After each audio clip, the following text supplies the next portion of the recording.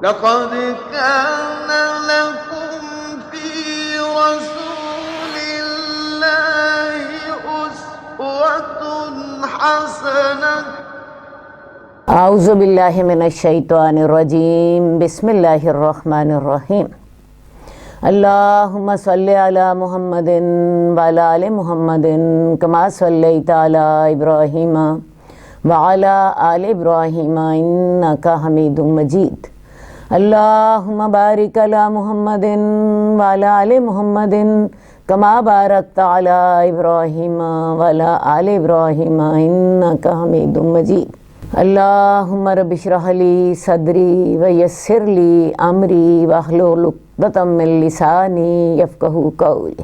عزیز ناظرین السلام علیکم۔ اللہ تعالیٰ آپ کو خیر و عافیت سے رکھے۔ نومبر کی لمبی راتوں میں راتوں کو تہجد پڑھیے اور دن کو روزہ رکھیے۔ آج کل یہ دونوں عبادتیں کرنا بہت آسان ہے، ان سے فائدہ اٹھائیے۔ ریاض الصالحین کی کلاس میں آپ کو خوش آمدید۔ ہمارا آج کا جو موضوع ہے، ہمارا اگلا موضوع ہے ہر مہینے 3 روزے رکھنے کے مستحب ہونے کا بیان۔ حدیث نمبر 1265۔ عبداللہ بن عباس رضی اللہ تعالیٰ عنہ بیان فرماتے ہیں کہ رسول اللہ صلی اللہ علیہ وسلم اقامت اور سفر دونوں حالتوں میں ایام 20 کے روزے نہیں چھوڑتے تھے۔ اب دیکھیے، پیچھے ہم نے پڑھا کہ رسول اللہ صلی اللہ علیہ وسلم ہفتے میں 2 دن روزہ رکھتے تھے، پیر اور جمعرات کو، اور فرماتے تھے کہ ان 2 دنوں میں ان لوگوں کے اعمال اللہ کے حضور پیش ہوتے ہیں اور میں چاہتا ہوں کہ میرے عمل اللہ کے حضور پیش ہوں تو میں روزے سے ہوں۔ اس کے علاوہ رسول اللہ صلی اللہ علیہ وسلم مہینے کے 3 روزے جن کو ایام 20 کے روزے کہا جاتا ہے، ان کو نہ سفر میں چھوڑتے تھے نہ حضر میں چھوڑتے تھے۔ اب ان کو ایام 20 اس لیے کہا جاتا ہے کہ ان دونوں میں چاند پورا ہوتا ہے، 13، 14 اور 15۔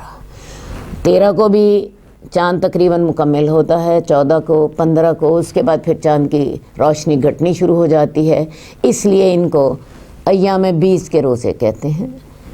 رسول اللہ صلی اللہ علیہ وسلم ان کا بھی اہتمام فرماتے ہیں۔ اب بہتر تو یہی ہے کہ ایام 20 کے روزے 13، 14 اور 15 کو رکھے جائیں، لیکن شریعت نے یہ آسانی دی ہے کہ چاہو تو مہینے میں 3 روزے رکھ لو، کسی بھی تاریخ کو رکھ لو۔ رسول اللہ صلی اللہ علیہ وسلم کے اس حکم پر عمل کرنے کے لیے اگرچہ افضل یہی ہوگا کہ آپ 13، 14 اور 15 کے رکھیں، لیکن اگر کوئی شخص اپنی آسانی کے لیے مہینے کے کوئی سے 3 دن روزے رکھ لیتا ہے تو اس کو بھی اس کا اجر ملے گا کہ اس کو پورا مہینہ روزہ رکھنے کا ثواب ہوگا، کیونکہ بات پھر وہی ہے کہ من جاء بالحسنۃ فلہ عشر امثالھا، جو نیکی لے کر آئے گا اس کو 10 نیکیاں اجر ملے گا۔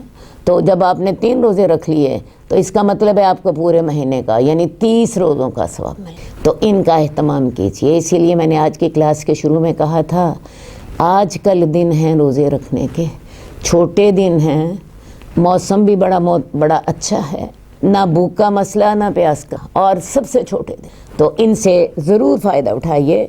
مہینے میں کوئی سے 3 روزے رکھ لیجئے، انشاءاللہ تعالی پورا مہینہ روزہ رکھنے کا ثواب ہوگا۔ تو لہٰذا کوئی سی بھی سنت اپنا لیجئے، یا تو مہینے میں 3 روزے رکھ لیا کریں، اس سے ساتھ بھی پورا مہینہ روزہ رکھنے کا ثواب ہوگا۔ ہفتے میں 2 روزے رکھ لیجئے، اگر کسی کا زیادہ روزے رکھنے کو دل ہے، اس طرح مہینے میں 8 روزے ہو جاتے ہیں۔ شوال کے 6 روزے رکھ لیں رمضان کے روزوں کے ساتھ، وہ بھی قصائم دہر ہمیشہ کے روزے۔ اسی طرح عرفہ کے روزے، عاشوراء کا روزہ، ان کا اہتمام کیجئے۔ باقی ایک نفل روزہ رکھنے کا ثواب اتنا ہے کہ جو شخص اللہ کے راستے میں ایک نفل روزہ رکھتا ہے وہ جہنم سے 70 سال کے فاصلے پر دور کر دیا جاتا ہے۔ اللہ تعالی ہمیں ان تمام مواقع سے فائدہ اٹھانے کی توفیق عطا فرمائے۔ حدیث نمبر 1268۔ حضرت انس سے روایت ہے، رسول اللہ صلی اللہ علیہ وسلم سعد بن عبادہ کے پاس تشریف لے گئے، انہوں نے روٹی اور زیتون کا روغن آپ کی خدمت میں پیش کیا، آپ نے وہ کھایا اور آپ نے فرمایا، روزے داروں نے تمہارے پاس افطار کیا، نیک لوگوں نے تمہارا کھانا کھایا اور فرشتوں نے تمہارے لیے مغفرت کی دعا کی۔ سعد بن عبادہ انصار کے سردار تھے۔ رسول اللہ صلی اللہ علیہ وسلم ان کے ہاں تشریف لے گئے اس حال میں کہ آپ کا روزہ تھا، تو انہوں نے آپ کے لیے روٹی اور زیتون کا تیل آپ کی خدمت میں پیش کیا، آپ نے کھایا اور پھر بعد میں ان کو دعا بھی دی۔ اور وہ دعا کیا تھی؟ روزے داروں نے تمہارے پاس روزہ افطار کیا، نیک لوگوں نے تمہارا کھانا کھایا اور فرشتوں نے تمہارے لیے مغفرت کی دعا کی۔ تو لہٰذا کیا سمجھ آتی ہے؟ جب انسان کسی کے گھر جائے، افطاری کرے یا ویسے کھانا کھائے، اپنے میزبان کے لیے ضرور دعا کریں۔ اور رسول اللہ صلی اللہ علیہ وسلم نے وہ دعا بھی ہمیں سکھائی ہے جو میزبان کے لیے مہمان کو کرنی چاہیے۔ اللہم اطعم من اطعمنا واسق من سقانا، اللہ اس کو کھلا جس نے ہمیں کھلایا، اور اللہ اس کو پلا جس نے ہمیں پلایا۔ اس کے علاوہ اس حدیث سے ہمیں ایک اور بات کا بھی پتہ چلا کہ جو یہ دعائیں کرتا ہے فرشتے اس کے لیے دعا کرتے ہیں۔ فرشتوں کا ہماری زندگی میں بہت بڑا حصہ ہے۔ فرشتے چونکہ ہمیں نظر نہیں آتے تو بعض اوقات ہمیں ان کا چیزوں کا علم نہیں ہوتا، لیکن میں آپ کو بتاؤں فرشتے اہل ایمان کے لیے دعا کرتے رہتے ہیں۔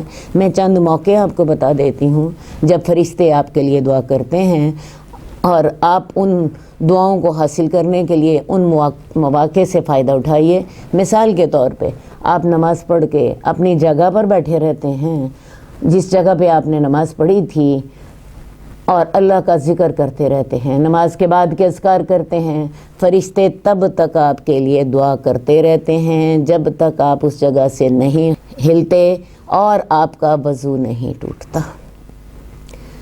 اس لیے اس بات کا اہتمام کریں، جہاں پہ آپ نے فرض نماز پڑھی ہے وہاں پہ بیٹھے رہیں، بیٹھ کے اللہ کو یاد کرتے رہیں۔ آپ نے جی فرض نماز کے بعد آیت الکرسی پڑھ لی، آپ نے جی اس کے بعد تسبیحات کر لیں، یا کوئی اور دعائیں آپ نے کر لیں، جب تک آپ اپنی جگہ پہ بیٹھے رہتے ہیں اور آپ کا وضو بھی نہیں ٹوٹتا، آپ اپنی جگہ سے اٹھ کے نہیں جاتے اور آپ کا وضو بھی نہیں ٹوٹتا، کیونکہ جب آپ کا وضو ٹوٹتا ہے تو اس کی بدبو سے فرشتوں کو تکلیف ہوتی ہے اور وہ چلے جاتے ہیں، تو تب تک فرشتے آپ کے لیے دعا کرتے رہتے ہیں۔ اس کے علاوہ فرشتے جو ہیں ہماری زندگی کے ہر مشکل موقع پر، اگر ہم ایمان والے ہوں اور اگر ہم اللہ کے احکامات پہ چل رہے ہوں اور ان مصائب پر صبر کر رہے ہوں، فرشتے ہمیں خوشخبریاں دیتے ہیں، فرشتے ہمیں تسلیاں دیتے ہیں۔ قرآن مجید کی آیت میرے سامنے ہے، ان الذین قالوا ربنا اللہ ثم استقاموا، وہ لوگ جنہوں نے کہا ہمارا رب اللہ ہے اور اس پر قائم ہو گئے، تتنزل علیہم الملائکۃ الا تخافوا ولا تحزنوا وابشروا بالجنۃ التی کنتم توعدون، فرشتے ان پہ نازل ہوتے ہیں اور کہتے ہیں نہ خوف کھاؤ، نہ غم کھاؤ، جنت کی خوشخبری حاصل کرو جس کی تمہیں خوشخبری دی جاتی ہے۔ تو فرشتے ہمیں تسلیاں دیتے ہیں، نیکی کرنے پر ہمیں مضبوط کرتے ہیں، ہمیں حوصلہ دیتے ہیں، ہمارے لیے دعائیں کرتے ہیں۔ تو یہاں پہ جو ہم نے پڑھا وہاں پر بھی فرشتے دعا کرتے ہیں، مغفرت کی دعا کرتے ہیں، تو لہٰذا میزبان جو ہے اس کے لیے مہمان دعا کرے، میزبان اپنے مہمان کی عزت کرے اور اس کی اچھی مہمان نوازی کرے، اور مہمان میزبان کے لیے دعا کریں۔ دوبارہ وہ دعا آپ کو بتا دیتی ہوں، اللہم اطعم من اطعمنا واسق من سقانا۔ اللہ تعالی ہمیں ان تمام باتوں سے فائدہ اٹھانے کی توفیق عطا فرمائے۔ اگلا ہمارا باب شروع ہو رہا ہے کتاب الاعتکاف، اعتکاف کی فضیلت کا بیان۔ حدیث نمبر 1270، حضرت عائشہ بیان فرماتی ہیں کہ رسول اللہ صلی اللہ علیہ وسلم رمضان کے آخری عشرے میں اعتکاف فرمایا کرتے تھے، یہاں تک کہ اللہ تعالیٰ نے آپ کو فوت کر دیا۔ پھر آپ کے بعد آپ کی بیویوں نے اعتکاف کیا۔ اعتکاف کا لغوی معنی ہوتا ہے ٹھک کر بیٹھ جانا۔ یہ رسول اللہ صلی اللہ علیہ وسلم کی سنت ہے کہ آپ رمضان کے آخری عشرے میں تمام دنیا کے کام چھوڑ کر مسجد میں اعتکاف فرماتے اور صرف اللہ کو یاد کرتے ہیں۔ آپ عام طور پر 10 دنوں کا اعتکاف فرماتے، لیکن جس سال آپ فوت ہوئے اس سال آپ نے 20 دنوں کا اعتکاف فرمایا۔ آپ کے ساتھ آپ کی ازواج مطہرات نے بھی آپ کے بعد اعتکاف کیا۔ اعتکاف مسجد میں ہی ہوگا، وَأَنْتُمْ عَاكِفُونَ فِي الْمَسَاجِدِ، سورہ بقرہ کی آیت ہے۔ اعتکاف مسجد میں ہی ہوگا۔ ہمارے ہاں عام طور پہ خواتین اپنے گھروں میں اعتکاف بیٹھتی ہیں، یہ سنت نہیں ہے۔ سنت یہی ہے کہ خواتین مساجد میں ہی اعتکاف بیٹھیں۔ بہت سی خواتین کا یہ کہنا ہوتا ہے اگر ہم اعتکاف بیٹھ جائیں تو گھر کے مسائل کون دیکھے گا؟ تو اصل بات یہ ہے کہ اعتکاف ایک نفلی عبادت ہے، یہ وہی کرے جو اسے کر سکتا ہے۔ یہ کوئی فرضی عبادت نہیں ہے کہ اللہ عزمن آپ نے کرنی ہے۔ میں خود اپنی زندگی میں صرف ایک دفعہ اعتکاف بیٹھی، صرف ایک دفعہ، اور اس کی دفعہ بیٹھنے کے بعد بھی مجھے یہ محسوس ہوا کہ میری ذمہ داریاں زیادہ ہیں اور مجھے اعتکاف سے زیادہ اپنے گھر کی ذمہ داریوں کو پورا کرنے کی فکر ہونی چاہیے، کیونکہ گھر کی ذمہ داریاں فرض ہیں، اعتکاف نفل۔ دوسری بات کہ اعتکاف مسجد میں ہی ہوگا، تو اس کے لیے میں آپ کو ایک متفق علیہ حدیث سنا دیتی ہوں۔ یہ حدیث اللؤلؤ والمرجان میں موجود ہے۔ رسول اللہ صلی اللہ علیہ وآلہ وسلم نے اعتکاف کا ارادہ کیا۔ حضرت عائشہ رضی اللہ تعالیٰ عنہا نے آپ سے اجازت لے لی، یا رسول اللہ میں بھی آپ کے ساتھ اعتکاف بیٹھ جاؤں؟ آپ نے اجازت دے دی۔ اس کے بعد حضرت زینب بھی وہاں اعتکاف بیٹھ گئیں، حضرت حفصہ نے بھی اجازت مانگی۔ رسول اللہ صلی اللہ علیہ وسلم کو اندازہ ہو گیا کہ اگر تمام ازواج اعتکاف میں ان کو اجازت دے دی جائے تو مسجد تو تنگ ہو جائے گی۔ ٹھیک ہے، آپ نے اعتکاف کا ارادہ ختم فرما دیا، آپ نے اعتکاف کا ارادہ ہی ختم کر دیا۔ ورنہ اگر گھروں میں جائز ہوتا تو رسول اللہ صلی اللہ علیہ وسلم تمام ازواج کو حکم دیتے کہ تم اپنے اپنے گھروں میں اعتکاف بیٹھ جاؤ، تمہارا اعتکاف وہیں اللہ قبول کر لے گا۔ ویسے بھی آپ کو علم ہے کہ ازواج کے جو حجرے تھے وہ مسجد نبوی کے بالکل ساتھ تھے۔ مسجد نبوی کا صحن اور ازواج کے حجرے اکٹھے تھے، ملے ہوئے تھے، تو آپ انہیں یہ حکم دے سکتے تھے کہ تم سارے کی ساری اپنے اپنے حجروں میں اعتکاف بیٹھ جاؤ، مسجد کی آواز تو تمہیں آتی ہی رہے گی۔ آپ نے اعتکاف کا خود ارادہ چھوڑ دیا تاکہ مسجد میں لوگوں کو مشکل نہ ہو جائے۔ تو اس حدیث سے پتہ چلتا ہے کہ گھروں میں خواتین کا اعتکاف نہیں ہوگا۔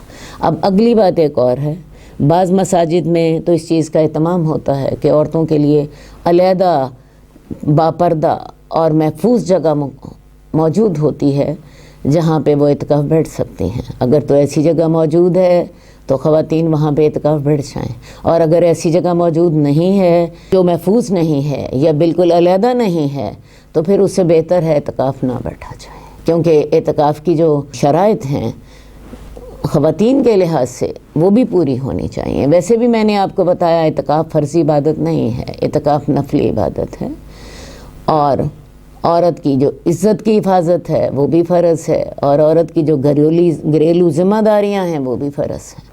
تو جس کو حالات اجازت دیتے ہیں اس کو یہ ساری چیزیں اس کی سیٹ ہیں، وہ تو اعتکاف بیٹھیں، اور جن کی سیٹ نہیں ہیں پھر وہ ویسے ہی اللہ کو یاد کر لیں۔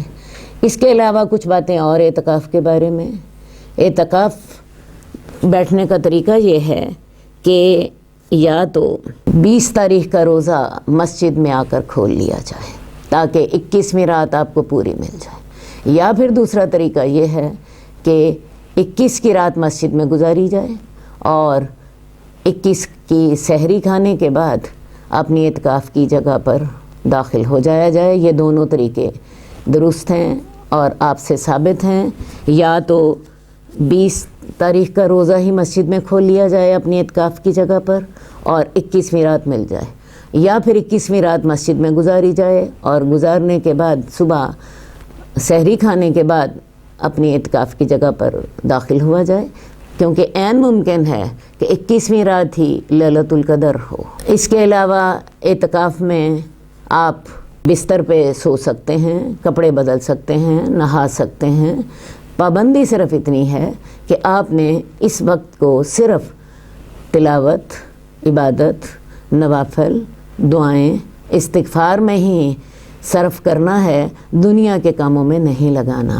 ہاں، اس وقت آپ اپنے درس سن سکتی ہیں، کوئی اعتکاف میں ہی بیٹھا ہوا کوئی خاتون انہیں درس بھی دے سکتی ہیں، ایک دوسرے کے ساتھ نیکی کی باتیں ہو سکتی ہیں، قرآن کا دور ہو سکتا ہے، یعنی وہ تمام عبادات جو کہ مسنون ہیں وہ اس عرصے میں کی جا سکتی ہیں۔ سب سے بڑی بات، رشتہ داروں سے بھی ملا جا سکتا ہے۔ بہت سے لوگوں کا خیال ہے کہ شاید اعتکاف بیٹھے ہوں گے تو کوئی اگر ملنے بھی آ گیا تو چہرے پر کپڑا ڈال لیا جائے اور رشتہ داروں سے نہ ملا جائے۔ اصل بات ہے رشتہ داروں سے ملنا بھی تو نیکی ہے۔ ہاں، ان سے دنیاوی معاملے ڈسکس نہ کیے جائیں، ان کو نیکی کی بات ان سے کی جا سکتی ہے، ان کا حال احوال پوچھا جا سکتا ہے، ان کے ساتھ ان کی خیریت و عافیت کا معاملہ پوچھا جا سکتا ہے۔ رسول اللہ صلی اللہ علیہ وسلم کے پاس حضرت صفیہ آئی ہیں رات کو اور کافی دیر آپ ان سے باتیں کرتے رہے، بلکہ رات جب ذرا زیادہ ہو گئی تو رسول اللہ صلی اللہ علیہ وسلم نے دیکھا ان کا گھر تھوڑا سا دور تھا مسجد سے، آپ انہیں رات کو چھوڑنے بھی گئے۔ تو یہ اعتکاف کی حالت میں تھا۔ باقی اعتکاف کی حالت میں مسجد سے باہر نہیں جا سکتے، جنازے میں شامل نہیں ہو سکتے، کسی کی عیادت کے لیے نہیں جا سکتے، یہ سارے کام جو ہیں اعتکاف میں منع ہے۔ اسی لیے اعتکاف عام طور پہ جامع مسجد میں ہوتا ہے تاکہ اعتکاف کرنے والے کو جمعہ پڑھنے کے لیے بھی مسجد سے نکلنا نہ پڑے۔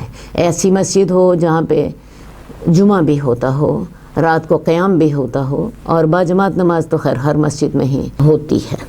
تو میں نے آپ کو بتایا کہ اعتکاف کی حالت میں آپ مسجد سے باہر نہیں جا سکتے، صرف اور صرف دینی کام ہی آپ کو کرنے ہیں، صرف اور صرف عبادت میں ہی مشغول رہنا ہے۔ اللہ تعالی ہمیں توفیق دے رسول اللہ صلی اللہ علیہ وسلم کی سنتوں پر عمل کرنے کی۔ اب جی ہماری کتاب الحج شروع ہو گئی۔ حج کی فرضیت اور اس کی فضیلت۔ قال اللہ تبارک و تعالی وللہ علی الناس حج البیت من استطاع الیہ سبیلا ومن کفر فإن اللہ غنی عن العالمین۔ اللہ رب العزت نے فرمایا، اور اللہ کے لیے لوگوں پر بیت اللہ کا حج کرنا ہے جو اس کے طرف راستے کی طاقت رکھے، اور جس نے کفر کیا تو اللہ تعالیٰ تمام جہانوں سے بے نیاز ہے۔ حج فرض ہے، اور یہ اس شخص پر فرض ہے جو اس کی طرف راستے کی طاقت رکھے، من استطاع الیہ سبیلا۔ اور یہ جو راستے کی طاقت ہے، اس سے کیا مراد ہے؟ اس کے پاس راستے کا سفر، اور پھر وہاں جا کے جتنے دن رہنا ہے اس کا خرچ، راستے کے سفر کا خرچ، اور جو گھر والے ہیں ان کا خرچ بھی اس کے پاس موجود ہو۔ دوبارہ میری بات سن لیجئے، کوئی مرد جا رہا ہے حج کے لیے تو وہ فرض کیا 1 مہینے کے لیے جاتا ہے۔ عام طور پہ ہمارے ہاں 1.25 مہینے کا عرصہ ہوتا ہے، تو 1.25 مہینے کے لیے وہ اپنے گھر والوں کا خرچ مہیا کرے، اور اس کے ساتھ ساتھ حج کا جو سفر کا خرچ ہے، وہاں پہ رہائش کا خرچ ہے، وہ بھی اس کے پاس موجود ہو۔ تو یہ ہے استطاعت۔ تو ایک تو اس کے پاس مالی استطاعت ہونی چاہیے، نمبر 2 صحت مند ہو، اور نمبر 3 راستے پرامن ہو، وہاں پہ کوئی جانے میں رکاوٹ نہیں ہے۔ اب پچھلے دنوں دیکھیں کووڈ کی وجہ سے بیت اللہ ویسے ہی بند تھا، تو اگر کسی شخص پر فرض بھی ہو گیا حج لیکن بیت اللہ ہی بند ہے، ٹھیک ہے، تو یہ 3 شرائط ہیں من استطاع الیہ سبیلا کی۔ ایک تو اس کے پاس مالی استطاعت ہو، اور دوسری بات حج کے لیے صحت مند ہو، اور تیسری بات بیت اللہ تک پہنچنا ممکن ہو، راستے پرامن ہوں، کوئی راستے میں رکاوٹ نہ ہو، تو پھر انسان پر حج فرض ہو جاتا ہے۔ انسان بعض اوقات سوچتا ہے میں پہلے بیٹیوں کی شادی کر لوں تو پھر حج کروں گا، پہلے میں گھر بنا لوں تو پھر حج کروں گا۔ ارے بھئی یہ منصوبے تو بہت لمبے چوڑے ہیں، گھر بناتے ہوئے آج کل کروڑوں لگ جاتے ہیں، اور بیٹیوں کی شادی کرتے ہوئے لاکھوں لگ جاتے ہیں، جبکہ حج میرا خیال یہ ہے کہ آج کل کسی کے پاس 6-7 لاکھ روپے اکٹھے ہو جائیں اس پہ حج فرض ہو جاتا ہے، خواہ وہ مرد ہو خواہ وہ عورت ہو۔ ہاں، عورت کے لیے ایک شرط مزید ہے، عورت کے لیے گھر والوں کے خرچ کی بجائے محرم کی موجودگی لازمی، ٹھیک ہے۔ تو 6-7 لاکھ روپے اکٹھے ہو گئے جس کے ساتھ آپ کا حج کا خرچہ اور گھر والوں کا خرچہ نکل آیا، حج فرض ہو گیا۔ اور اس کو اگر دیکھیں تو میرا خیال ہے ہماری میجورٹی پہ حج فرض ہوتا ہے، خواتین کی میجورٹی پہ بھی حج فرض ہوتا ہے، کیونکہ ہر عورت کے پاس 4-5 تولے سونا تو میرا خیال ہے عام عورت کے پاس موجود ہوتا ہے، اور اس کی قیمت آج کل اتنی ہی ہے، صحیح۔ تو جو شخص استطاعت کے باوجود بھی حج نہ کرے تو اللہ رب العزت اتنے ناراض ہوتے ہیں. آپ فرماتے ہیں جس نے کفر کیا تو اللہ تمام جہان سے بے نیاز ہے. یعنی استطاعت کے باوجود حج نہیں کر رہے، تم کفر کر رہے ہو اور اللہ کو تمہاری ذرا بھی پرواہ نہیں. اللہ تمام جہانوں سے بے نیاز ہے. ڈانٹ کا بڑا سخت انداز ہے. تو لہٰذا جس کے پاس اتنا مال جمع ہو جائے، جو صحت مند ہو، راستے کھلے ہوں، اس کے لیے حج فرض ہے. اور جو حج فرض ہونے کے باوجود نہیں کرتا وہ کفر کا ارتکاب کر رہا. اللہ کو اس کی ضرورت نہیں ہے. اللہ کو اس کی چھوڑ کے ساری دنیا سے اللہ بے نیاز. حدیث نمبر 1274. حضرت ابو ہریرہ سے روایت ہے، رسول اللہ صلی اللہ علیہ وسلم سے پوچھا گیا کون سا عمل افضل ہے؟ آپ نے فرمایا اللہ اور اس کے رسول پر ایمان لانا. پوچھا گیا پھر کون سا؟ آپ نے فرمایا اللہ کی راہ میں جہاد کرنا. پوچھا گیا پھر کون سا؟ آپ نے فرمایا حج مبرور. یعنی سب سے بہترین عمل اللہ اور اس کے رسول پر ایمان لانا، کیونکہ اگر ایمان نہیں ہے تو آپ کے کسی عمل کی قیمت ہی نہیں. آپ جتنی مرضی بڑی نیکی کر لیں. کفار مکہ بیت اللہ کے متولی تھے، حاجیوں کو کھانا کھلاتے، حاجیوں کو آب زمزم پلاتے، ان کے حج کا انتظام کرتے، لیکن اللہ تعالیٰ نے ان کی یہ نیکی قبول نہیں کی. چھوٹی سے چھوٹی نیکی اللہ کے ہاں مقبول ہے جب اللہ پر ایمان ہے، اور بڑی سے بڑی نیکی اللہ کے ہاں مقبول نہیں ہے جب اللہ پر ایمان نہیں ہے. کیونکہ جس اللہ سے آپ نے اجر لینا اس اللہ کو تو آپ مان نہیں رہے، تو اللہ کیوں آپ کو اجر دے گا؟ بڑی سیدھی سی بات. ٹھیک ہے، تو سب سے بڑا عمل اللہ پر ایمان لانا، اس کے رسول پر ایمان لانا، اور اس کے بعد پھر جہاد، اللہ کی راہ میں اپنی جانیں قربان کرنے کے لیے تیار رہنا، اور اس کے بعد حج مبرور. حج مبرور سے کیا مراد ہے یہ ہم دیکھتے ہیں اگلی حدیث میں. 1275. حضرت ابو ہریرہ سے روایت ہے کہ میں نے رسول اللہ صلی اللہ علیہ وسلم کو فرماتے ہوئے سنا جس نے حج کیا اور اس نے کوئی فحش اور بیہودہ بات نہیں کی، نہ اللہ کی نافرمانی کی، تو وہ اس طرح پاک ہو کر لوٹتا ہے جیسے آج ہی اس کی ماں نے اس کو جنا ہو. حج ایک ایسی عبادت ہے جس میں بہت سی عبادتیں اکٹھی ہو جاتی ہیں. حج میں مالی عبادت بھی ہے، کیونکہ جب تک مال نہ ہو حج فرض ہی نہیں ہوتا. حج میں روزے کی پابندیاں بھی ہیں، اور یہ روزے کی پابندیاں احرام کے ساتھ چلتی ہیں. جیسے روزے میں آپ کو کھانا پینا منع ہوتا ہے، خواہشات پوری کرنا منع ہے، احرام کی حالت میں رفث منع ہے، تعلقات منع ہیں، اور یہ حج کی اور احرام کی سب سے بڑی پابندی ہے. حدیث کے الفاظ ہیں یہاں پہ یہ اس الفاظ میں کہ جس نے رفث نہ کیا اور اس نے اللہ کی نافرمانی نہیں کی. قرآن مجید میں آتا ہے فَمَنْ فَرَضَ فِيهِنَّ الْحَجَّ فَلَا رَفَثَ وَلَا فُسُوقَ وَلَا جِدَالَ فِي الْحَجِّ. جو اپنے آپ پر حج کو لازم کر لے، یعنی احرام پہن لے. جب انسان احرام پہن کے نیت کر لیتا ہے تو اپنے آپ پر حج کو لازم کر لیتا ہے، تو پھر اس کو رفث نہیں کرنا، اس کو گناہ نہیں کرنا، اس کو جھگڑا نہیں کرنا. تو لہٰذا احرام میں سب سے بڑی پابندی رفث کی ہے، تعلقات کی پابندی ہے. آپ اس میں نکاح نہیں کر سکتے، خوشبو نہیں لگا سکتے، آپ جو ہیں نکاح کا کسی کو پیغام نہیں دے سکتے، کوئی ایسی بات، کوئی ایسا اشارہ اور کنایہ اپنی بیوی سے بھی نہیں کر سکتے جس کا تعلقات کے ساتھ کوئی واسطہ ہو. یہ ہے رفث، یہ سب سے بڑی پابندی ہے. اور یہ پابندی اللہ نے اس لیے لگائی ہے کہ جب حلال جگہ پر آپ کو یہ پابندی ہے تو پھر حرام جگہ کے بارے میں تو آپ سوچیں گے بھی نہیں. اور یہی وجہ ہے کہ حج میں 50 لوگ حج کر رہے ہوتے ہیں، اور اللہ کا شکر ہے سب کی عزتیں محفوظ رہتی ہیں، سب کی عزتیں محفوظ رہتی ہیں. یہ اسی پابندی کا اثر ہے، اسی کی خیر و برکت ہے.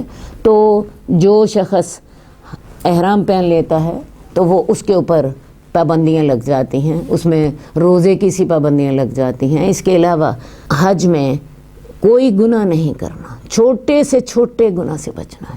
اور پھر سب سے بڑی بات اپنے نفس پہ قابو پانا ہے. فلا رفث ولا فسوق ولا جدال فی الحج. حج میں جھگڑا نہیں کرنا. لوگ آپ کے پاؤں روند کے جا رہے ہیں، آپ گر گئے ہیں، لوگ آپ کے اوپر سے گزر کے جا رہے ہیں، آپ نے جھگڑا نہیں کرنا. اور اسی لیے آپ دیکھتے ہیں 50 لاکھ لوگ حج کر رہے ہوتے ہیں، لیکن کبھی ہم نے یہ خبر نہیں پڑھی کہ جی حج کے موقع پہ فلاں قتل ہو گیا. یہ تو ہوتا ہے بعض اوقات کوئی گر گیا اور انہوں نے اس کو رون دیا، نہ چاہتے ہوئے بھی ایسے حالات پیدا ہو گئے کہ بگدڑ مچ گئی. یہ تو آپ نے دیکھا ہوگا، لیکن یہ کبھی آپ نے خبر نہیں سنی ہوگی کہ حج کے موقع پر کسی نے کسی کو قتل کر دیا. بلکہ میں پچھلی دفعہ جب حج کرنے گئی تو میں نے اپنے دل میں سوچا میں دیکھوں گی کہ کتنے لوگ لڑائی کرتے ہیں. میں نے یہ اپنے ذہن میں بات رکھ لی. پورا حج کا عرصہ میں نے دیکھا کسی کو میں نے کسی سے جھگڑتے ہوئے نہیں دیکھا. حالانکہ ایک شخص انڈونیشیا کا ہے، ایک شخص پاکستانی ہے، ایک کو دوسرے کی بات نہیں سمجھ آ رہی، دوسرے کو اس کی بات نہیں سمجھ آ رہی، کہیں جگہ تنگ ہے، کہیں راستہ نہیں مل رہا، کبھی کوئی مشکل کبھی کوئی مشکل. لیکن میں نے دیکھا صرف ایک جگہ پہ لڑائی ہوئی. اور وہ کس جگہ پہ لڑائی ہوئی؟ ایک بس تھی اور ڈرائیور کی اور کنڈکٹر کی لڑائی ہو رہی تھی سواریوں کے معاملے پر. دن حج کے ہی تھے اور آپ کو پتہ ہے ان موقعوں پر جو ڈرائیور حضرات ہوتے ہیں وہ چاہ رہے ہوتے ہیں زیادہ سے زیادہ سواریاں آ جائیں. کنڈکٹر نے کیا کیا، اس نے گاڑی چلوا دی اور وہ دونوں آپس میں گرم ہو رہے تھے، لڑ رہے تھے. لیکن اگلے ہی 2 منٹوں میں سواریوں نے ان کو ٹھنڈا کر دیا. حج کے دن ہیں اور میں نے دیکھا وہ 2 منٹوں میں وہ ٹھنڈے بھی ہو گئے. تو یہ میرا اپنا مشاہدہ ہے. پورے حج میں نے یہ صرف ایک واقعہ دیکھا لڑائی کا. تو یہ اللہ تعالیٰ نے جو ہدایات ہمیں دی ہوئی ہیں، جو حج کا موقع ہمیں دیا ہے، جو برکتیں ہیں حج کی، جو اللہ کی رحمتیں ہیں، تو اس کے ساتھ حج پرامن ہو جاتا ہے. تو میں آپ سے بات کر رہی تھی کہ حج میں بہت سی باتیں اکٹھی ہو جاتی ہیں. سب سے پہلے مالی عبادت، دوسری بات ہے روزہ. پھر کیا خیال ہے حج میں نماز ہوتی ہے یا نہیں ہوتی ہے؟ حج میں دعائیں ہیں، استغفار ہے. پھر سب سے بڑی بات حج میں ہجرت ہے. ہجرت کیسے ہے؟ آپ اپنے گھر کو چھوڑ کر نکلتے ہو، آپ اپنے بچوں کو چھوڑ کر نکلتے ہو، آپ اپنے کاروبار کو چھوڑ کر نکلتے ہو، اور جتنی دیر تک حج کرتے ہو آپ کو کسی چیز کی ہوش نہیں ہوتی. 1.25 مہینے کے لیے تو کم از کم مرد اپنا کاروبار چھوڑتے ہیں، اور 1.25 مہینے کے لیے عورتیں بھی اپنے بچے اور اپنا گھر چھوڑتے ہیں. تو آپ یہ دیکھیں اس میں وہ جو ہے نا خالص اللہ کے لیے اعتکاف کرنا یا ہجرت کرنا، اس میں وہ باتیں بھی اس میں شامل ہو جاتی ہیں. پھر آپ دیکھیں اس میں انسان کو حکم ہے ہر گناہ سے بچنے کا، ہر نیکی کرنے کا. تو جب انسان اس طرح کر کے یہ دن گزار لیتا ہے تو پھر کیا ہوتا ہے؟ وہ اس طرح گناہوں سے پاک ہو جاتا ہے جیسے اس کی ماں نے اس کو آج جنا ہے. اور آپ کو پتہ ہے جو بچہ جو ہوتا ہے وہ معصوم ہوتا ہے، اس کا کوئی گناہ نہیں ہوتا، وہ بالکل گناہوں سے پاک ہوتا ہے. اب حج مبرور کی نشانی کیا ہے؟ حج مبرور کی نشانی حج مبرور سے مراد کیا ہے؟ ایسا حج جو اللہ نے قبول کر لیا ہو. اس کی نشانی یہ ہے کہ انسان کی زندگی بدل جائے. ایسا نہ ہو پہلے بھی بے نماز تھا بھی بے نماز رہا، پہلے بھی بے پردہ تھا بھی بے پردہ رہا، پہلے بھی بے ایمان تھا، جھوٹ بولتا تھا، دھوکہ دیتا تھا، کاروبار میں خرابی کرتا تھا، بھی ویسا ہی رہا. زندگی میں تبدیلی آئے. اگر تو زندگی میں تبدیلی آئی ہے تو سمجھ لیجئے حج اللہ کے ہاں قبول ہو گیا ہے. ویسے بھی آپ جب بھی حج کر کے آئیں ایک نشانی اپنے لیے بنا لیں، یہ میرے حج کی نشانی ہے، میں نے یہ گناہ چھوڑا حج کے لیے اور میں نے یہ نیکی کی. یہ جب تک یہ باتوں کو آپ اس طرح کر کے نہیں دیکھیں گے، جنرل باتوں سے فرق نہیں پڑتا. اپنے آپ کو پابند کریں. میں نے حج کے بعد ہر نماز اول وقت پڑھنی ہے، یا میں حج سے پہلے نماز نہیں پڑھتی تھی اب پڑھنی ہے. میں حج سے پہلے پردہ نہیں کرتی تھی اب کرنا. حج سے پہلے میرے رشتہ داروں کے ساتھ تعلقات خراب تھے اب اچھے ہوں گے. اور ایک برائی روک ختم کریں اور ایک نیکی لازماً حج کی نشانی کے طور پر کریں. میں پہلے روزے نہیں رکھتی تھی نفلی، اب میں روزے رکھا کروں گی. میں پہلے صدقہ نفلی کم دیا کرتی تھی، اب میں زیادہ دوں گی. تو اپنے لیے ایک معیار مقرر کر لیں. یہ حج مبرور کی نشانی ہے کہ آپ کی زندگی پہلی زندگی سے بدل جائے. اب اگلی بات یہ ہے کہ جب انسان یہ حج کر لیتا ہے، حج کے دن اللہ رب العزت، میں نے آپ کو پہلے بھی بتایا کہ عرفہ کا دن ایسا ہوتا ہے جس دن اللہ تعالیٰ سب سے زیادہ دعا قبول کرتے ہیں، جس دن اللہ تعالیٰ سب سے زیادہ اپنے بندوں کو جہنم سے آزاد کرتے ہیں. اس دن اللہ تعالیٰ فرشتوں کے سامنے اپنے بندوں پر فخر کرتے ہیں اور کہتے ہیں یہ بندے کیا چاہتے ہیں، یہ بندے کیوں یہاں پہ جمع ہوئے ہیں. فرشتے جواب دیتے ہیں اللہ تیری رضا حاصل کرنے کے لیے. اور پھر اللہ تعالیٰ اس دن آسمان دنیا پہ تشریف لائے ہوتے ہیں، بندوں کے سب سے زیادہ قریب ہوتے ہیں. اللہ تعالیٰ پھر اس دن لوگوں کو جہنم سے آزاد کرتے جاتے ہیں. اللہ تعالیٰ ہمیں بھی اس دن کی برکتیں حاصل کرنے کی توفیق عطا فرمائے.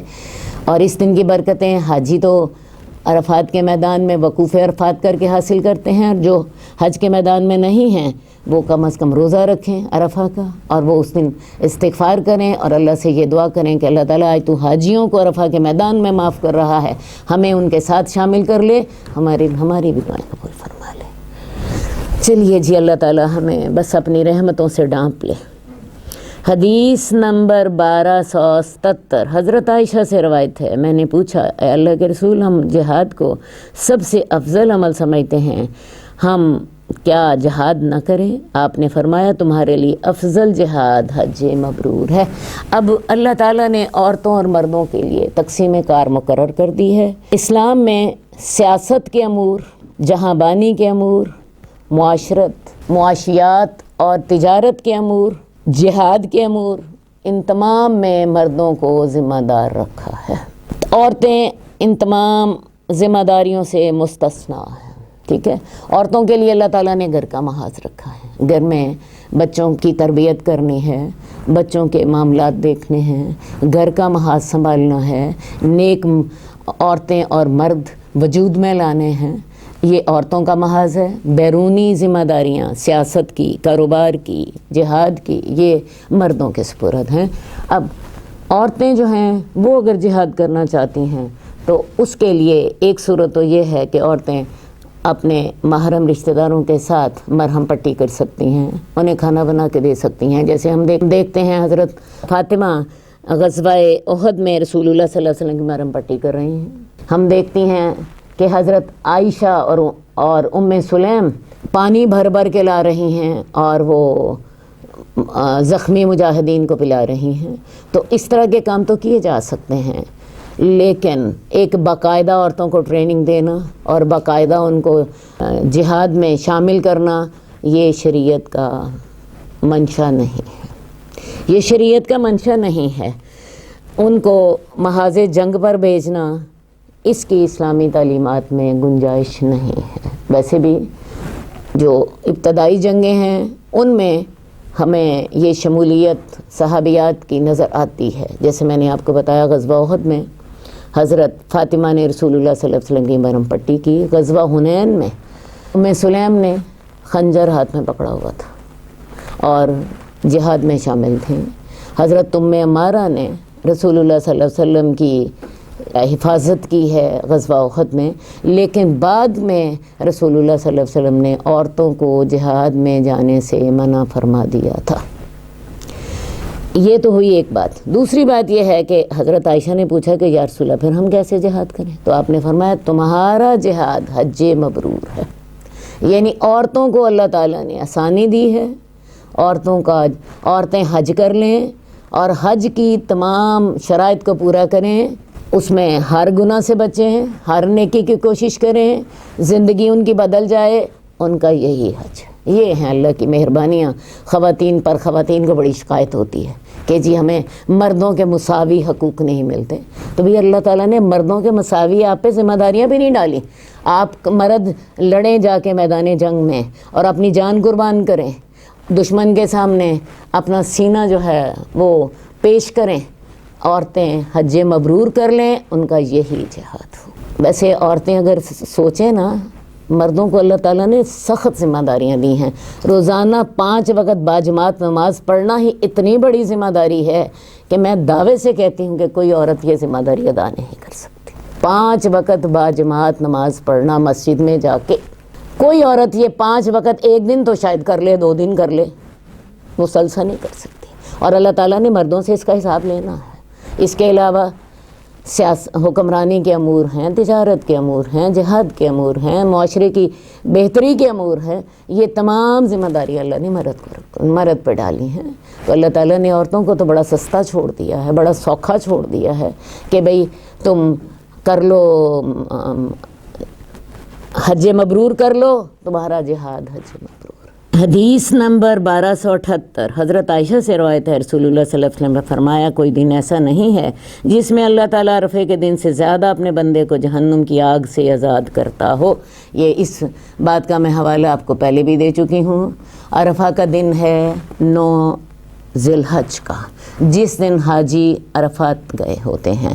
عرفات کا دن ایسا ہے جس دن اللہ سب سے زیادہ اپنے بندوں کو جہنم سے آزاد کرتے ہیں، اور عرفات کا مقام ایسا ہے، ایک ہے عرفات کا دن ہونا، ایک ہے عرفات کا مقام، عرفات کی جگہ۔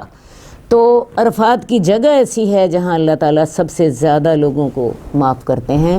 تو حاجی تو عرفات کا مقام بھی حاصل کر رہے ہیں اور عرفات کی گھڑیاں بھی حاصل کر رہے ہیں۔ جو غیر حاجی ہیں انہیں عرفات کا مقام تو حاصل نہیں ہے، لیکن انہیں یوم عرفہ کی گھڑیاں تو حاصل ہیں، تو وہ یوم عرفہ کی گھڑیوں سے فائدہ اٹھائیں۔ اسی لیے پیچھے آپ پڑھ کر آ چکے ہیں کہ عرفہ کے دن روزہ رکھنے سے ایک تو گزشتہ سال کے گناہ معاف ہوتے ہیں، ایک آئندہ سال کے گناہ معاف ہوتے ہیں۔ لہٰذا 9 ذی الحج کو لازماً غیر حاجی لوگ روزہ رکھیں، اور اس دن وہ تسبیحات، ذکر، تلاوت، صدقہ، دیگر عبادات ضرور کریں، اور اللہ سے اپنے لیے جو ہے ضرور دعا مانگیں کہ اللہ تعالیٰ تو نے عرفہ کے دن کی جو برکت رکھی ہے اس میں اللہ میرا حصہ بھی ضرور رکھنا، مجھے بھی ضرور شامل فرمانا ان لوگوں میں جن کو تو نے جہنم سے آزاد کرنا ہے۔ اس موقع سے لازماً فائدہ اٹھائیں، یہ موقع جانے نہ پائے۔ حدیث نمبر 1299 حضرت عبداللہ بن عباس سے روایت ہے کہ رسول اللہ صلی اللہ علیہ وسلم نے فرمایا، رمضان میں عمرہ کرنا حج کے برابر ہے، یا آپ نے فرمایا کہ میرے ساتھ حج کرنے کے برابر ہے۔ میں نے آپ کو ابھی بتایا پچھلی حدیث میں کہ بعض اعمال بعض اوقات میں یا بعض مقامات پر زیادہ اہم ہو جاتے ہیں، بعض اعمال بعض مواقع پر یا بعض مقامات پر زیادہ اہم ہو جاتے ہیں۔ مثال کے طور پہ بیت اللہ میں آپ نماز پڑھتے ہیں، اس کا 1,00,000 دفعہ ثواب ہوتا ہے۔ لیلۃ القدر میں آپ نماز پڑھتے ہیں، 1,000 مہینے سے زیادہ ثواب ہوتا ہے۔ تو ان مواقع کو جانے نہیں دینا۔ اگر ان مقامات پر آپ جاتے ہیں، ان مقامات سے فائدہ اٹھائیں، ان اوقات کو حاصل کرتے ہیں، ان اوقات سے آپ فائدہ اٹھائیں۔ اب یہاں پر ایک اور موقع آ رہا ہے، رمضان میں عمرہ کرنا حج کے برابر ہے۔ اصل میں رمضان بھی ایک موقع ہے، رمضان میں اللہ تعالیٰ ہر نیکی کا اجر 70 گنا کر دیتے ہیں۔ تو لہٰذا اگر کسی شخص کو حج کا موقع نہیں مل رہا تو وہ رمضان میں عمرہ کر لے۔ رمضان میں عمرہ کرنا حج کرنے کے برابر ہے، اس کا ثواب حج کرنے کے برابر ہے۔ یا پھر راوی کو شک ہے کہ آپ نے فرمایا تھا کہ میرے ساتھ حج کے برابر، یعنی رسول اللہ صلی اللہ علیہ وسلم کے ساتھ حج کے برابر ہے۔ اصل میں یہ حدیث پوری یوں ہے، رسول اللہ صلی اللہ علیہ وسلم نے ایک خاتون، شاید ان کا نام زبا بنت زبیر ہے، یہ رسول اللہ صلی اللہ علیہ وسلم کی کزن ہیں، تو ان سے کہا تھا کہ تم حج کیوں نہیں کر رہی؟ وہ کہنے لگیں کہ شاید انہوں نے سواری کا عذر پیش کیا یا کوئی اور عذر پیش کیا۔ تو آپ نے فرمایا کہ پھر تم ایسا کرنا کہ تم رمضان میں عمرہ کر لینا، وہ حج کے برابر ہوگا۔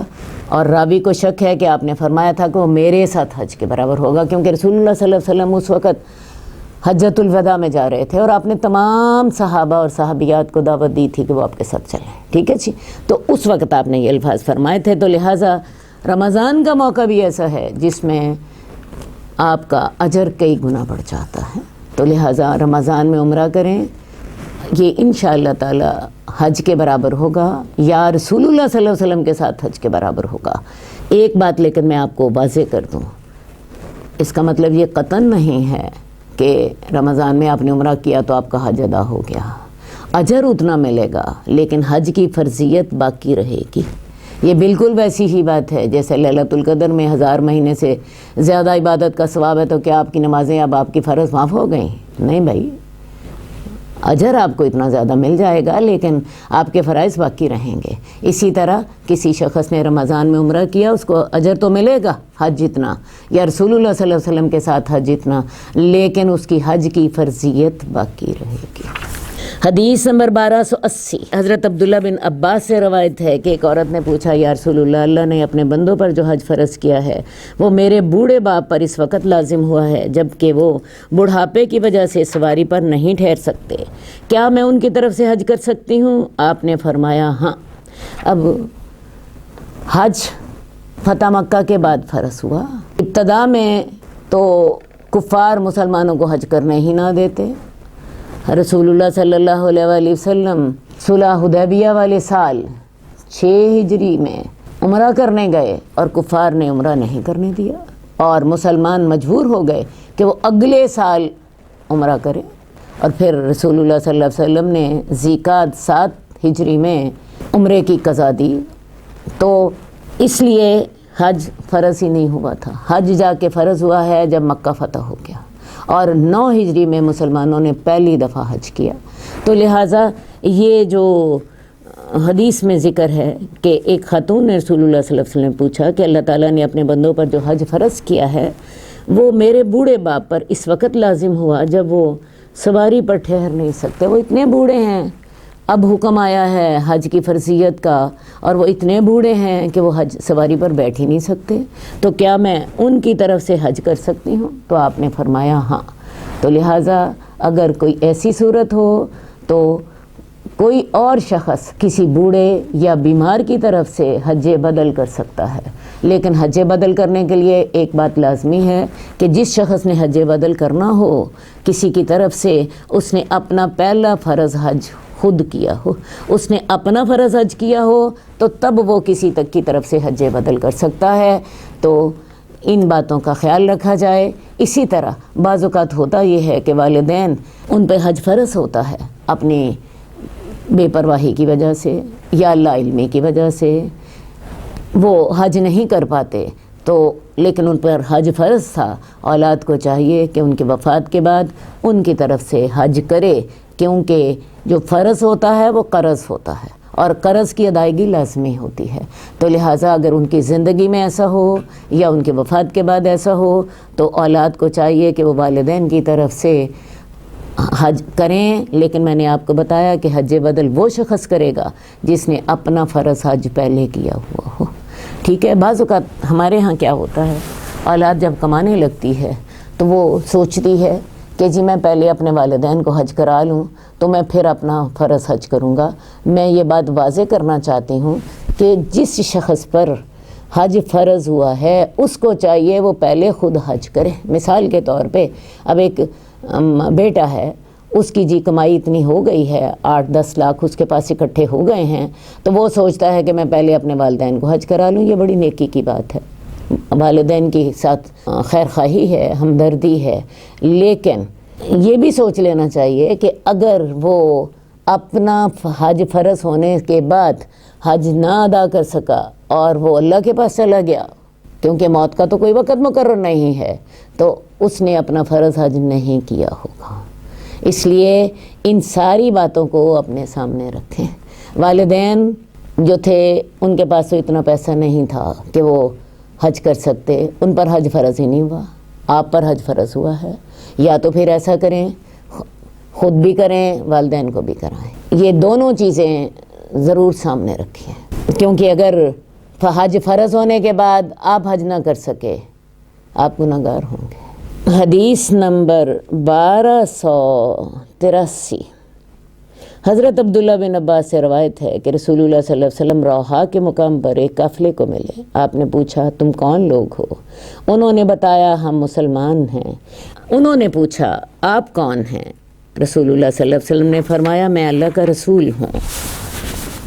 ایک عورت نے ایک بچہ ہاتھوں پر اٹھا کر بلند کیا اور پوچھا کیا اس کے لیے بھی حج ہے؟ آپ نے فرمایا ہاں، اور اس کا اجر تجھے ملے گا۔ رسول اللہ صلی اللہ علیہ وسلم جا رہے ہیں، روحا کے مقام پر ایک قافلہ آپ کو ملتا ہے، اور آپ نے ان سے پوچھا، انہوں نے بتایا کہ ہم مسلمان لوگ ہیں، آپ نے خود بھی بتایا کہ میں اللہ کا رسول ہوں۔ تو ایک عورت نے اپنا بچہ یوں اونچا کیا اور کہا یا رسول اللہ کیا اس پر بھی حج ہے؟ آپ نے یہ نہیں کہا کہ نہیں، اصولاً تو حج فرض ہی تب ہوتا ہے جب بلکہ کوئی بھی عبادت تب فرض ہوتی ہے جب انسان بالغ ہوتا ہے۔ نہ نماز فرض ہے، نہ روزہ فرض ہے، نہ حج فرض ہے جب تک کہ بلوغت نہیں ہوتی۔ لیکن رسول اللہ صلی اللہ علیہ وسلم کا سمجھانے کا انداز اتنا خوبصورت ہوتا تھا۔ آپ نے فرمایا اس عورت کے سوال پر، اس عورت کا سوال کیا ہے، کیا اس کے لیے بھی حج ہے؟ آپ نے فرمایا ہاں، نیکی کی ترغیب دی اور کہا اس کا اجر تجھے ملے گا۔ اصل بات ہے بچوں کو جب آپ نماز کی تربیت دیتے ہیں، بچوں کو جب آپ روزے کی تربیت دیتے ہیں، بچوں کو جب آپ حج کراتے ہیں، بچوں کو جب آپ روزہ رکھواتے ہیں، اور یہ ساری چیزیں حدیث سے ہمیں ان کا ثبوت ملتا ہے۔ حدیث میں آتا ہے بچہ 7 سال کا ہو نماز کا حکم دو، 10 سال کا ہو سختی سے پڑھاؤ، مارنا بھی پڑے تو تب بھی کر سختی سے پڑھاؤ۔ روزہ رکھنے کے لیے ربی بنت معوذ کی حدیث ہے کہ ہم اپنے بچوں کو روزہ رکھواتے تھے، اور بچے جب روتے تھے تو ہم انہیں کھلونوں سے بہلا لیتے تھے، ٹھیک ہے؟ تو بچوں کو روزہ بھی رکھوانا ہے، بچوں کو نماز بھی پڑھوانی ہے، بچوں کو حج بھی کروانا ہے، تاکہ انہیں بچپن سے یہ عادت پڑ جائے۔ ایک دم بالغ ہونے کے دن ہم انہیں ایک حکم سنا دیں جی آج کے بعد تم نے 5 نمازیں فرض پڑھنی ہیں، تم نے جی روزہ نہیں رکھو گے تو تم گناہگار ہوگے، تو بچے پر تو زیادتی ہے۔ تو یہ ساری چیزیں تربیت کے لیے ہیں، اور اس تربیت کے دوران اجر کس کو ملے گا؟ والدین کو، یا جو ان کی تربیت کر رہا ہے۔ اگر کوئی استاد ان کی تربیت کر رہا ہے، اگر ماں باپ تربیت کر رہے ہیں تو اجر ان کو ملے گا، اور بالغ شخص کو اس کی نیکی کا اجر یا اس کے گناہ کی سزا بلوغت کے بعد شروع ہوگی۔ یہ اللہ کی طرف سے رحمت ہے۔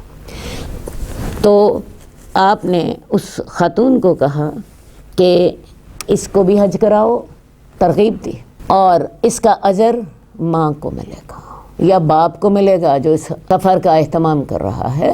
تو اصل بات ہے یہ ساری چیزیں تربیت سے تعلق رکھتی ہیں۔ حدیث نمبر 1285، حضرت عبداللہ بن عباس بیان فرماتے ہیں کہ عکاظ، مجنہ اور ذوالمجاز زمانہ جاہلیت کی منڈیاں تھیں، تو صحابہ کرام نے حج کے مہینوں میں کاروبار کرنے کو گناہ سمجھا، جس پر یہ آیت نازل ہو گئی، لیس علیکم جناح ان تبتغوا فضلا من ربکم، تم پر کوئی گناہ نہیں کہ تم اپنے رب کا فضل تلاش کرو، یعنی حج کے مہینوں میں کاروبار کرو۔ اصل بات ہے عرب لوگ جو تھے ان کا پیشہ تجارت تھا۔ آپ کو پتہ ہے مکے میں اگتا تو تھا کچھ نہیں، نہ کوئی زراعت تھی، نہ کوئی جو تھی انڈسٹری تھی، تو ان کا پیشہ تجارت تھا۔ تاجروں کے قافلے جاتے اور موقع بموقع ان کی منڈیاں لگتی۔ جب یہ لوگ حج کرنے کے لیے بھی آتے تو تب بھی ان کے تجارتی منڈیاں لگتی۔ عکاظ، مجنہ اور ذوالمجاز کے جو بازار تھے وہ حج کے مہینوں میں، حج کے دنوں میں لگتے۔ بلکہ میں آپ کو بتاؤں جب 11 اور 12 کو حج کی ذمہ داریاں ختم ہو جاتی ہیں اور عرب لوگ منا میں قیام کرتے تو ان کی وہاں بھی تجارتی منڈیاں لگتی، ان کے مشاعرے ہوتے، جن میں یہ اپنے والدین کو، اپنے آباء و اجداد کو بہت یاد کرتے، منڈیاں بھی لگتی۔ اب جب اسلام آیا اور حج کا حکم ہوا تو صحابہ نے سمجھا کہ شاید حج اتنی بڑی عبادت ہے، اس میں اب یہ جو ہمارے تجارتی کام ہیں یہ شاید منع ہوں گے۔ تو انہوں نے پھر رسول اللہ صلی اللہ علیہ وآلہ وسلم سے پوچھا۔ وہ سمجھتے تھے کہ شاید حج جو اتنی بڑی عبادت ہے اس میں اگر کاروبار کیا جائے تو شاید گناہ ہوگا، لیکن اللہ تعالیٰ نے اجازت دے دی اور قرآن مجید میں آیت اتار دی سورہ بقرہ میں کہ تم پر کوئی گناہ نہیں کہ تم اپنے رب کا فضل تلاش کرو۔ تو لہٰذا حج کے موقع پر کاروباری سرگرمیوں کی اجازت دے دی گئی۔ اصل میں اگر آپ دیکھیں تو حج پوری دنیا کے لوگوں کا اجتماع ہوتا ہے۔ اگر اس موقع پر کچھ کاروباری معاہدے سر انجام پا جائیں، مسلمانوں کو معاشی فائدہ ہو جائے، شریعت اس کی اجازت دیتی ہے، شریعت اس کی اجازت دیتی ہے۔ اور ہم وہاں دیکھتے ہیں حج کے دنوں میں کہ حاجی حج کر رہے ہوتے ہیں، کسی نے چائے کا ٹھیلا لگایا ہوتا ہے، کسی نے تسبیحات اور یہ جو عام ضرورت کی چیزیں ہوتی ہیں، پانی، جوتیاں، مصلی اور اس طرح کی چیزوں کا اسٹال چھوٹا سا لگایا ہوتا ہے، کوئی کھانا یا پانی اس کا اسٹال لگایا ہوتا ہے۔ تو ان ساری چیزوں کی شریعت اجازت دیتی ہے۔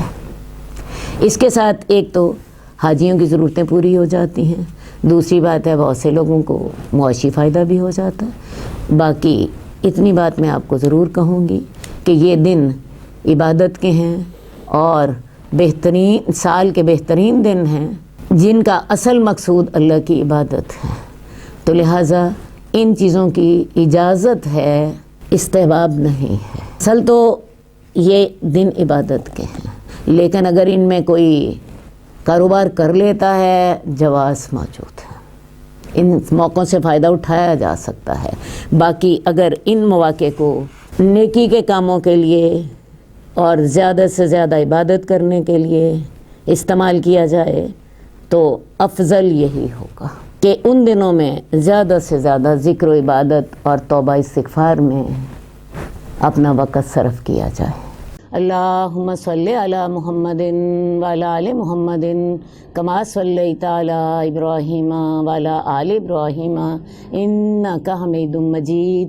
اللہم بارک علی محمد وعلی آل محمد کما بارکت علی ابراہیم وعلی آل ابراہیم انک حمید مجید۔ مولاي صل وسلم دائما